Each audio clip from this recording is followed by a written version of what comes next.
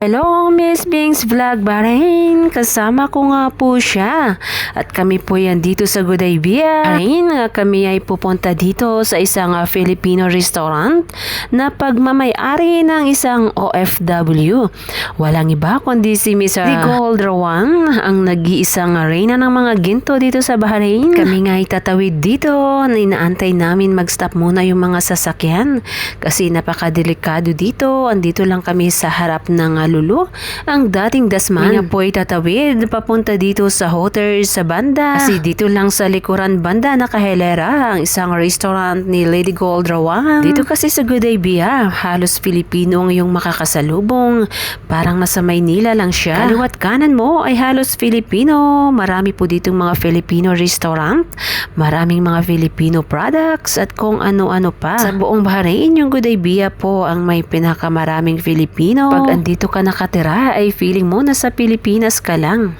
Lahat ng gusto mong kainin, bilhin ay andito po sa Good Idea Bahrain. Naglalakad na nga kami ni Miss Bing's Vlog. Malapit na kami dito sa restaurant. Marami pa po kaming nadaanan ng mga Filipino restaurant na napakasarap din po ng kanilang mga paninda. Lasang Filipino. Dati na rin po kami nakain dito sa isang restaurant na to ni Miss Lady Gold.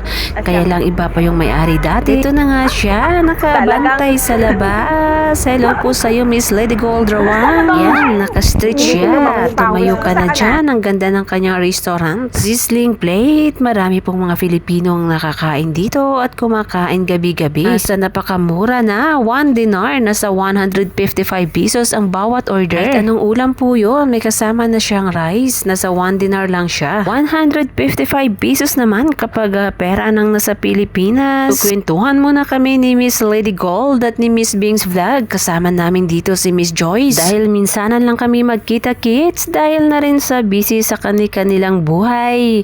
Sa kanya-kanya naming buhay dito sa Bahrain. Kutis artista talaga si Miss Bing's. Napakaputi po niyan sa personal. At syempre, kahit dito sa video, makikita naman natin, masayahing tao po siya. Yan, dapat tayo, pagkatapos ng trabaho, hindi na pag-usapan yung mga nakaka-stress. Masaya lang sa buhay. Gusto kong kasama yung mga taong masayahin. Yung puro nakakatawa ang kwentuhan. Yan nga si Miss Lady Gold Rich Rawan. Ang nag-isang reyna ng mga ginto. Ayan, puro ginto po ang kanyang mga suot na yan. Nako, Miss Lady Gold, dito ka lang sa Bahrain makakasuot niyan. Pero pag nasa Maynila ay talagang hindi talaga pwede. Pero syempre, pag nasa lugar na natin, pwede yan. Dati na din kaming nakain dito sa restaurant na to, pero iba pa yung may-ari dati. At ngayon nga ay kakabili lang ni Miss Lady Gold. Nasa isang linggo pa lang niya. Bili ang restaurant nito, kaya todo support po tayo. Ito lang po ang kanyang restaurant. Nasa Casablanca banda sa likuran. Sa likuran banda, nakahilera ng Hooters, nakatapat ng Lulu Hypermarket, ang dating dasman. Mga hindi pa nakakilala kay Lady Gold Rawan, siya po ay isang successful businesswoman dito sa Bahrain. Kanyang business po is online. Nagtitinda po siya ng kung ano-anong mga items at syempre nagtitinda siya ng gold. Makikita naman natin sa kanyang mga suot-suot. Yan po ay totoong ginto. Meron din po siyang salon at meron din po siya ngayong restaurant. Di lang po grams ang kanyang mga ginto na isinusuot. Kilo-kilos po ang kanyang mga ginto. Ang saya sa feeling kapag kasama mo ang iyong mga kababayan. Siya po ay aking kababayan. Iisa lang po ang aming lugar. Dati na po kaming magkasama dito sa Bahrain. Minsan nga lang kami magkita-kits. Hindi tulad dati na gabi-gabi. Busy na rin siya sa kanyang mga business at ako na may gabi na rin natapos sa trabaho. At tawanan to the max kami ni Miss Bing's Vlog. Ganyan lang kami. Kahit hindi man kami mapera, masaya kami. Aga nga kami ngayon napunta dito sa restaurant dahil nga day off ni Miss Bing's Vlog. Kapag may trabaho kasi, anong oras na din ang kanyang out? Gabing-gabi na din, 10 o'clock ng gabi, kaya wala na kaming halos time para mag-ikot. Pero nung medyo kabataan pa namin, kahit alas 10 na, maglalakad pa kami niyan gabi-gabi para makapag one to at makapag-exercise. Pag matangos nga naman yung ilong, wala ka talagang takot sa camera, kagaya ni Miss Bing's vlog. Lagi pa yan nagba-vlog na nakaharap lang talaga ang cellphone sa kanyang mukha. Tuwan lang tayo Miss Bing's vlog, walang appear. Ang ganda ni Miss Bing's, parang 20s lang talaga siya. Ganyan talaga kapag marunong ka magdala ng iyong sarili. Hindi talaga makikita sa mukha ang edad na kapag masayahing tao. Kaya ako, kahit walang pera, lagi lang ako nakasmile. Anhin mo nga naman kung marami kang pera, kung malungkot naman ang iyong buhay. Kami nga ay nag-aantay ng aming in-order. Nag-order na kami. Ang in-order ko ay chicken inasal. At kay Miss Bing's vlog din, ganun din naman. At nag-order kami ng extra na ano bang tawag dito, hindi ko alam.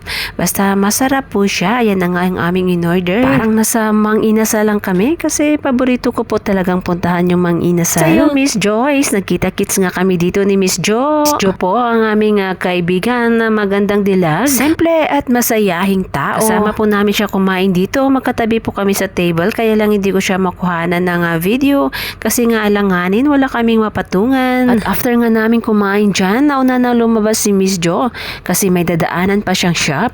Meron pa siyang pupuntahan kaya naiwan kami ni Miss Bing's vlog. See you again next time Miss Jo. Kami nga ay kakain muna ni Miss Bing's vlog dahil gutom na din at galing ko lang sa trabaho. Sanay na ako na kapag kumakain hindi na ako nagamit ng kutsara. Nag-gloves na lang ako. Si Miss Bing's vlog ay more than 10 years ko na siyang kaibigan. More than 10 years ko na siyang nakakasama. Lang at di pa uso dati yung video. Kaya dati pa naman ay medyo bata-bata pa kami. At ngayon nga ay malapit na kami mag-senior citizen. Busy po kami sa araw. Puro trabaho at gabi na din ang kanyang labas. Pati na din ako. Kaya pag gabi, kailangan naming i-relax ang aming sarili. Dibigyan po namin ng time para makapag-exercise, para makapag-one-to-one-to.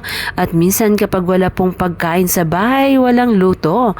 Kakain po kami sa labas para magpahangin at magpa-relax na din. Buong araw na din na stress at pagod sa trabaho. Kaming mga OFW, karamihan po sa amin ay wala na ring oras.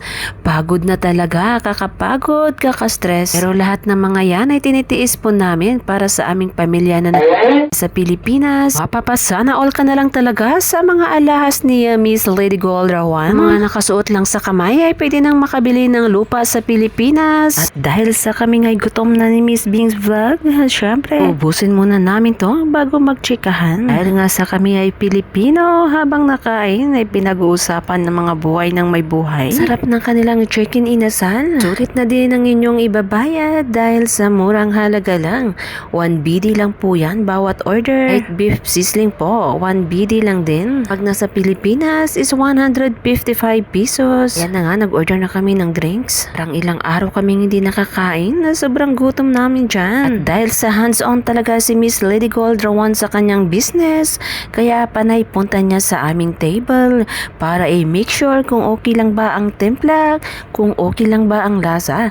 Kaya sabi nga namin na super sarap. Galing ng kanyang tagaluto. Gusto ko nga po pala magpasalamat sa inyong lahat. Thank you so much po sa pag-subscribe sa aking YouTube channel, OFW sa Bahrain Vlog. Salamat po sa pag-play ng aking mga videos. Dahil po sa inyo ay na-monetize na po ang aking YouTube channel. Sana one day ay maibalik ko po sa inyo ang aking pagpasalamat. Mga gusto pong kumain ng mga sizzling dyan, pumunta na po kayo dito sa Good Idea Bahrain. Bang sila po ay naka-promo, naka-offer price pa po sila. Sa halagang 1 dinar po, hindi kayo magsisi dahil masarap po talaga ang kanilang luto. At ang mga staff po dito ay friendly. Syempre, nagmana sa may-ari kay Miss Lady Gold Rawan. At halata nga talagang gutom kami dahil naubos po talaga namin ang aming in-order. Kaya po talagang tinira. Dahil nga sa magwa one-to-one-to pa kami. Mag-exercise pa kami after namin kumain.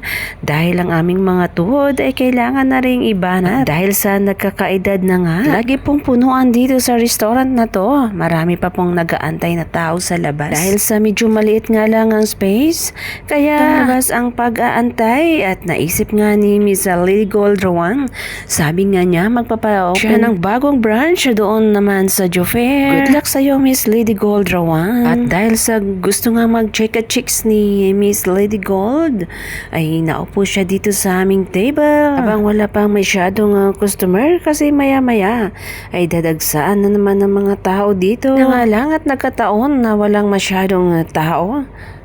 Na interview ko na nga si Miss Lady Gold dyan. Sa isa po nating vlog ay maririnig po ninyo ang mga kasagutan sa tanong natin kay Miss Lady Gold. Bakit niya naisipan na kumuha ng isang restaurant? Kahit na siya ay busy, meron na siyang online business at meron din po siyang salon. Kaya pakinggan po natin ang kanyang mga katanungan, ang kanyang mga message, ang mga payo doon po sa isa nating interview, sa isa po nating video. Yung pong maririnig doon para naman po tayo ma-inspired. Sa susunod naman, abangan po natin. Atin naman pong alamin kung gaano nga ba kayaman si Miss Lady Gold Rawang. Abangan po natin ang susunod na vlog. Ayan po si Miss Lady Gold, hindi halata na super pagod na rin yan dahil sa dami niyang inaasikaso at dahil sa hands-on talaga siya sa kanyang mga business. Kulang na din ang kanyang oras sa pagtulog. So, hindi po natin mahalata sa kanyang mukha dahil po'y masayahin. Kahit po siya ay pagod na at kulang sa tulog dahil sa pag-aasikaso sa kanyang mga negosyo, nagawa pa rin niyang mag-smile. At do action pa nga yan kapag nagkwento. Ganyan si Miss Lady Gold Rawang. Habang nga kami nakain, habang inuubos namin ang aming order. Ayan, chikahan muna kami ni Miss Lady Gold. Marami pa po tayong mga interview na gagawin at marami na po akong mga interview dati. Hanapin niyo po dyan sa aking mga vlog. Siyempre, nagpapasalamat ako kay Miss Lady Gold Rawang. Dahil sa dinami-daming gustong mag-interview sa kanya, ay wala po siyang pinagbigyan. Saya po ako dahil napagbigyan niya akong interviewin natin siya. Minsan pa nga, dalawa lang kami sa coffee shop. Kaya ako'y thankful at syempre hindi ko makalimutan yun. Yung siya mismo pumunta sa lugar ko. Siya mismo ang nagpunta sa akin at kami po'y nag-coffee shop dalawa para na rin makapag-interview ng maayos. Sabi nga ni Miss Lady Gold Rawang, thank you bashers! Salamat bashers! Dahil po sa kanyang mga bashers, kaya lalo po siyang sumikap at lalo po siyang nagsumikap sa buhay. Kaya nakikita naman natin na siya'y umangat talaga. Good luck sa iyo, Miss Lady Gold Rawang, and more power. Subscribe na din po pala ako sa aking kasama dyan, si Miss Bings Vlog Bahrain. Maraming salamat po sa inyong lahat. Hanggang dito na lamang muna ang aking vlog. Abangan niyo po ang susunod kong interview kay Miss Lady Gold Rawang. Aalamin po natin kung gaano po siya kayaman, kung gaano po kadami ang kanyang ginto. Nakikita niyo naman sa suot niya kung gaano kabigat, kung gaano kadami.